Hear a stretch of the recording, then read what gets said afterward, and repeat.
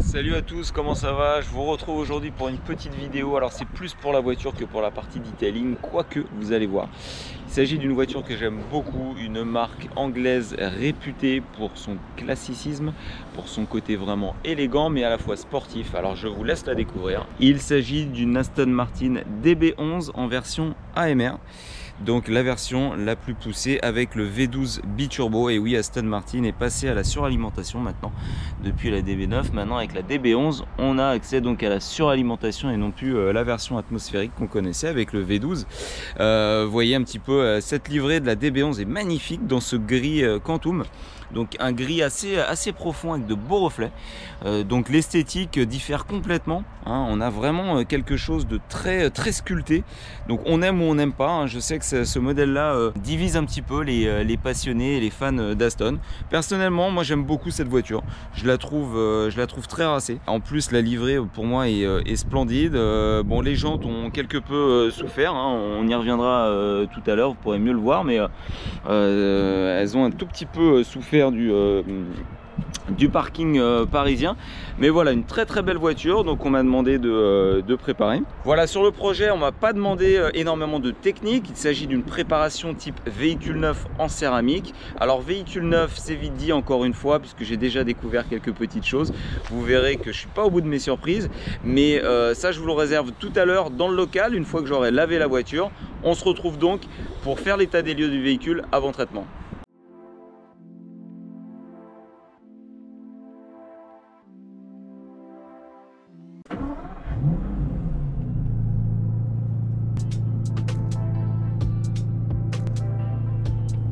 Et voilà, comme promis, je vous retrouve à l'intérieur du local. La DB11 est nettoyée. Et là, attention aux yeux, les amis. Je vous garantis que le spectacle n'est pas si joli à voir. La voiture est belle, mais son état, encore une fois, n'est pas à la hauteur de ces quelques 5000 km. La voiture a été littéralement ravagée à la préparation. Et vous allez voir pourquoi, vous allez comprendre pourquoi, je vais vous le dire. On regarde plus en détail. Le capot, vous pouvez voir ici, on a des traces de ponçage partout. Des micro-traces de ponçage absolument partout. Ici, vous voyez ces espèces de petits arcs de cercle vraiment très rapprochés. On peut les apercevoir en fait, ces traces de ponçage là qui créent ce voile complètement terne. On voit le reflet des spots n'est absolument pas franc, étincelant. Donc des traces de ponçage partout fait à la machine, hein, puisque c'est des traces de ponçage circulaires. On a de la micro-rayure, on a un voile terne, un voile blanc, un voile de laitance généralisé absolument partout. Le capot, clairement, je vous la fais simple, a été repeint sur cette voiture. Pour confirmer mes dires, je vais simplement utiliser donc un mesureur, un épaissimètre. Donc si je prends un élément en peinture d'origine, on se rend compte que l'on tire à peu près 130 microns sur le capot. On se retrouve avec 280 microns. Clairement, le capot a été refait. Alors pourquoi? Peut-être pour rattraper un gravillonnage sur la face avant, un défaut précis, je n'en sais rien. De toute façon, on ne le saura jamais. Toujours est-il que la finition, une fois la nouvelle peinture apposée, est complètement déplorable. Aucune finition, aucun soin n'a été apporté. Et voilà, au final, encore une fois, la voiture est programmée pour un programme véhicule neuf. Et je vais devoir en gros batailler pour essayer de rattraper tout ça. Et ce n'est pas tout. On peut remarquer sur la voiture différentes traces, encore une fois, des séquelles liées soit de la préparation avec de la cire sur base solvantée, ou alors encore une fois du polish, et je pense plus à cette deuxième possibilité là. On a donc les plastiques bruts qui sont complètement blanchis au passage du polish. Vous voyez encore une fois ce voile terne sur le retour de capot là, c'est impressionnant. On a du polish partout, regardez ici. On a encore sur l'arête ici des traces de polish assez visibles. On en a aussi au niveau des pare-pierres. Vous voyez ces petits éléments plastiques là type PPF. On a des rayures un petit peu plus profondes par-ci par-là. Mais on a plus généralement en fait ce qu'on appelle encore une fois des hologrammes. Vous aviez déjà pu voir en fait ce voile d'hologramme sur les précédentes réalisations, que ce soit la Maserati, la Porsche et autres. Regardez les parties noires laquées là, qui permettent d'avoir une ligne de caisse qui est absolument superbe. Là, elles sont complètement ravagées.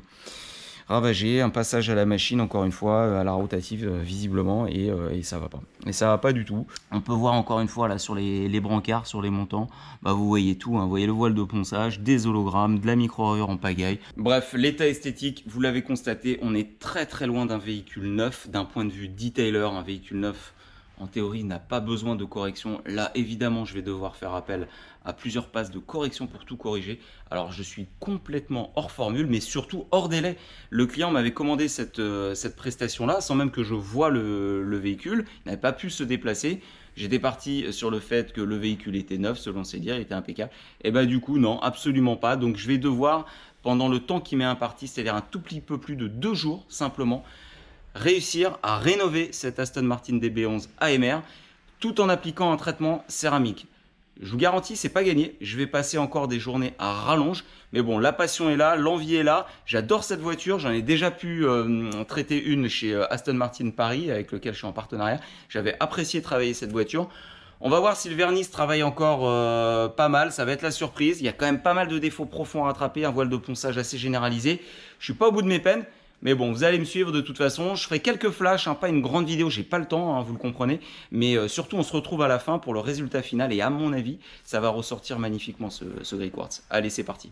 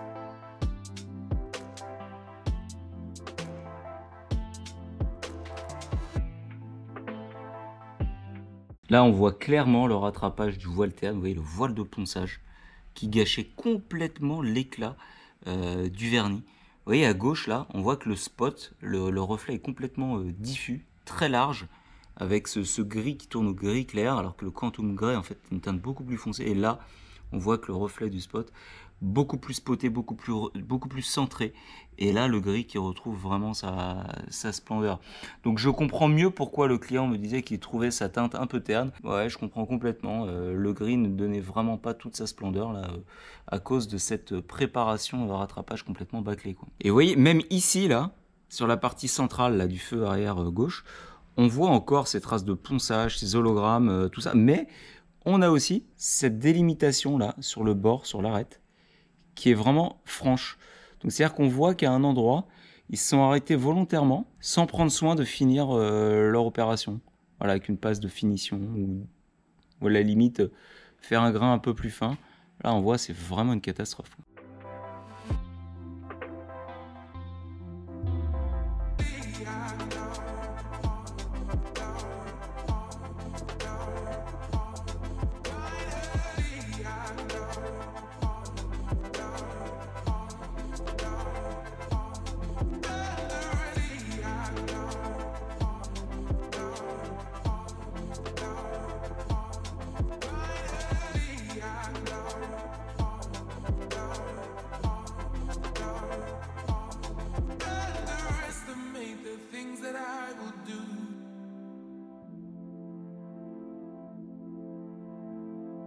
Pour rattraper cette trace de polish, rappelez-vous, je vous l'avais montré dans la rénovation de la 911-997, il faut utiliser un dégraissant pur avec une petite brosse et s'armer ensuite de patience. Surtout que là, l'accessibilité est difficile, je ne peux pas démonter le plaquage. Voilà, j'ai réussi à supprimer la trace, il ne me restera plus qu'à appliquer un produit sur base céramique pour repigmenter un petit peu le plastique par la suite et le protéger. Allez, je vous reprends quelques instants les amis pour vous montrer le capot derrière. J'y suis depuis déjà pas mal de temps. Je vous ai préparé quelques 50-50 pour que vous puissiez vraiment voir la différence entre les zones qui peuvent paraître comme ça propres quand on n'a pas le bon éclairage et quand on voit sous un éclairage vraiment spoté comme ici. Vous voyez tous les défauts, tous les voiles de ponçage qu'on a pu voir. Vous allez voir, les 50-50 sont flagrants. Je vous ai même attendu pour enlever les scotch, comme ça on va voir ça en live. Alors vous voyez plusieurs zones de découpe, hein. J'ai fait un petit 50-50 sur cette partie-là. Le 50-50 du coup sur l'avant du capot. Ici sur la partie droite, j'en ai même préparé un sur le feu puisque j'ai trouvé encore autre chose, vous verrez. Et enfin sur la partie droite. Donc ce que je vous propose, eh ben, c'est qu'on enlève directement les scotch et qu'on voit la différence ensemble. J'ai même pas encore enlevé moi les scotch, donc on le fait en live, on le fait ensemble. Alors là c'est net, c'est vraiment net. Vous voyez en bas, on remarque encore le voile terne, le léger ponçage qui a été fait en reprise après peinture. Et là en haut, on a vraiment la profondeur superbe de ce gris. Donc là, c'est vraiment flagrant. Si je me déplace maintenant sur la partie basse, je retire le scotch. Et là, ça l'est encore plus. Pourquoi? Parce que le voile était encore plus marqué. Vous pouvez le voir ici, hop. Il me reste bien sûr les finitions, enfin la passe de finition, parce que du coup je suis obligé de faire une passe de finition, parce que j'ai changé mes combinaisons. J'étais obligé d'attaquer un peu plus fort, donc un compas et un pad beaucoup plus fort. Mais vous voyez un petit peu la profondeur qu'on gagne sur ce côté-là, c'est assez impressionnant. Ensuite je vais me déplacer sur le feu, tiens, comme ça vous allez pouvoir voir quelque chose. Ici de ce côté-là, vous entendez, j'avais un léger brouillard. Donc ça, je me suis rendu compte encore d'autres choses, j'en parlerai certainement après. J'ai vu qu'il y avait un léger brouillard sur le feu, donc j'ai préparé aussi un 50-50 puisque j'ai repris aussi le polycarbonate. Et là, on le voit aussi sur la partie droite corrigée, qu'on a beaucoup plus de côté translucide, transparent même, si j'ose dire. On a plus ce voile terne en fait que le brouillard crée sur l'optique. Ensuite, la partie avant donc du capot, on retire le scotch. Et là, vous pouvez apprécier encore une fois la différence entre cette partie-là, qui est littéralement poncée, on le voit bien là sur le côté droit, là, le côté terne, et la partie basse, qui retrouve toute sa splendeur. Alors, la peinture n'est pas belle non plus. Pourquoi? Puisque on peut remarquer quelques marbrures, c'est-à-dire qu'il n'y a pas une très bonne uniformité au niveau du métallisé, mais bon, ça c'est la patte humaine, si j'ose dire, par rapport à une vaporisation usine. Mais les robots, évidemment, ne se trompent pas. Tout est parfaitement calibré. Là, le peintre, bah écoutez, hein, lui, il n'a pas forcément la même régularité. Et enfin, dernier découpage, dernier 50-50 sur donc la partie droite du capot. Idem, ici, le voile terne, le voile de ponçage, qui est purement supprimé sur la partie haute. Voilà. Donc pas mal de travail hein, au final pour faire déjà ces premiers tests là. Ça m'a permis aussi de pouvoir valider les combinaisons, parce que je vous ai dit, j'ai changé mes combinaisons. Je suis parti vraiment sur du plus fort et derrière de toute façon une super finition sera obligatoire. Donc pas mal de travail, d'autant plus que les formes du capot nécessitent l'emploi de la mini machine à chaque fois pour respecter les arêtes, pour ne pas trop forcer, puisque comme il y a eu visiblement un polylustre qui a été effectué sur ce capot, bien que la peinture ne soit pas très belle, enfin que le vernis ne soit pas parfaitement tendu, il ne faut pas non plus forcer trop fort sur les arêtes. Donc ça c'est une chose.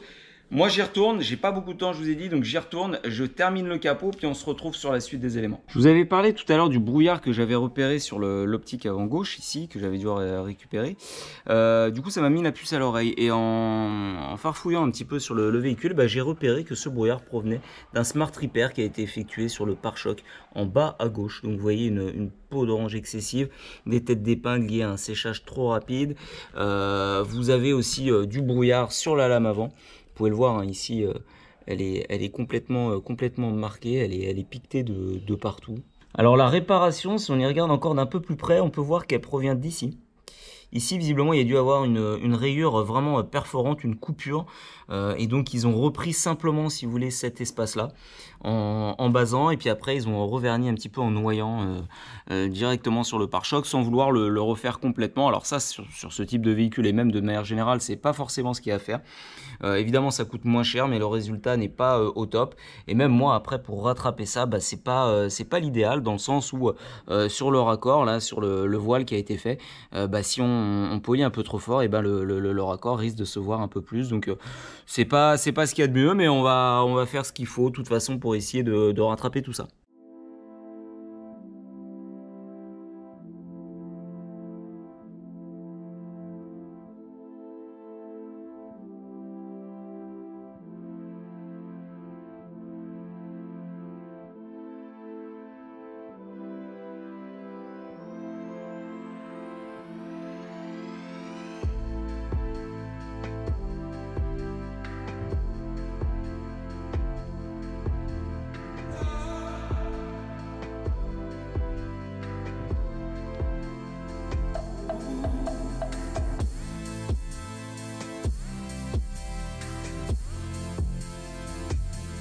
Bon, et bien voilà, la DB11 est quasiment terminée. La rénovation touche à sa fin.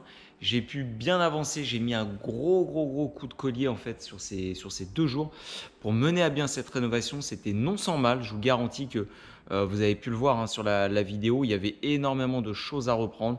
Et ça, encore une fois, j'insiste, ça n'était absolument pas prévu dans la formule initialement. Donc, ce que je devais faire en 3 jours sur une formule, donc correction pose de céramique, j'ai dû le faire en 2 jours. Donc, je me suis vraiment mis mal encore une fois pour respecter le timing un peu serré du client. Mais écoutez, au moins c'est fait maintenant. On la découvre ensemble. La voici. C'est quand même beaucoup mieux, vous pouvez en convenir, par rapport à ce qu'on avait au début. On a un capot qui retrouve une belle forme. Alors elle n'est pas parfaite, hein, attention, hein, je n'ai pas non plus fourni une rénovation archi complète comme vous avez l'habitude de voir sur mes réalisations. Pourquoi? Puisque là, en gros, comme le client m'a déjà bloqué une autre de ses voitures en rénovation, j'ai pris sur moi l'upgrade sur la formule, donc la correction. Je lui ai offert sans majoration de tarif et donc je suis resté sur la formule traitement VN, traitement véhicule neuf, donc simple. Voilà, donc j'ai quand même pu lui faire bénéficier d'une bonne correction. On a vraiment quand même quelque chose de très probant. Rappelez-vous hein, ce qu'on avait au début, c'était pas ça du tout. Donc là, on a quand même quelque chose qui est beaucoup plus sérieux. Et puis, bien entendu, le traitement céramique, et ben derrière, apporte encore son lot de brillance, son lot de profondeur. J'aime beaucoup hein, le rendu qu'on a sur ce gris Quantum. Je ne sais pas ce que vous en pensez. Un travail donc sur 2 jours, mais 2 très grosses journées. Hein, là, j'ai pas encore tout à fait terminé cette journée-là puisque le client va venir la récupérer par la suite. Il me reste quelques petits détails à peaufiner, mais comptez entre 25 et 28 heures de travail cumulé. Voilà.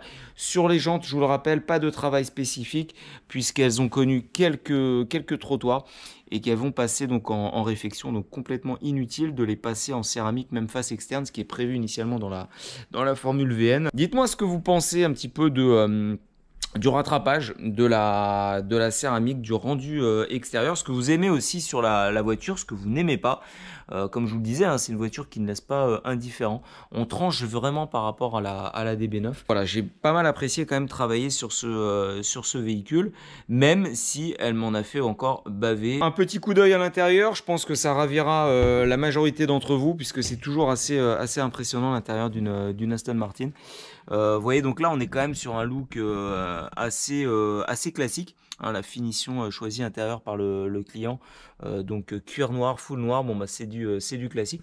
Vous avez remarqué quelque chose quand on ouvre la portière d'une Aston Martin, lorsque la porte en fait est levée, elle n'est pas parfaitement droite, elle est légèrement inclinée vers le haut. C'est assez sympa, puis ça facilite aussi les entrées et sorties du conducteur.